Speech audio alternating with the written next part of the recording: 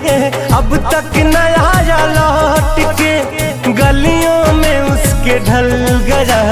दोस्तों कल मैंने एक वीडियो बनाया था जिसमें बताया था कि रितेश पांडे का एक रुला देने वाला गाना रिलीज हो रहा है सुबह में। दोस्तों आज उस दर्द भरे गाने को रिलीज कर दिया गया है। दोस्तों इस वीडियो की स्टार्टिंग में आप उस गाने का छोटा सा क्लिप सुने होंगे। गाना काफी ज्यादा दर्द भरा है, मैंने खुद सुन करके देखा है। चलिए दोस्तों जानते हैं ये कौन सा गाना है और इसके बारे में पूरी जानकारी। लेकिन उससे पहले ऐसे वीडियो सबसे पहले देखने के लिए इस वीडियो को लाइक करें और चैनल को सब्सक्राइब करके बेल आइकन पे क्लिक करना बिल्कुल भी ना भूलें। दोस्तों आपकी जानकारी के लिए बता दूं, इसी 15 तारीख को रितेश पांडे का एक डरावनी फिल्म रिलीज होने वाला है जिसका नाम है तू तू मैं मैं। और दोस्तों रितेश पांडे का आज एक गाना रिलीज हुआ है जिसका नाम है चांद भी बेवफा निकल गया। दोस्तों ये वही गाना है जिस गाने के बारे में हम बात कर रहे हैं। दोस्तों इस गाने के राइटर है मंजी मीट और इस गाने को गाए हैं रितेश पांडे। और दोस्तों ये गाना सारेगामा हम भोजपुरी यूट्यूब चैनल के जरिए रिलीज किया गया है। तो दोस्तों आप भी इस गाने को सर्च करके सुन सकते हैं। तो दोस्तों अभी के लिए बस इतना ही। वीडियो लाइक नहीं किया तो कर दीजिए। मिलते हैं नेक्स्ट वीडियो में, तब तक के लिए जय हिंद।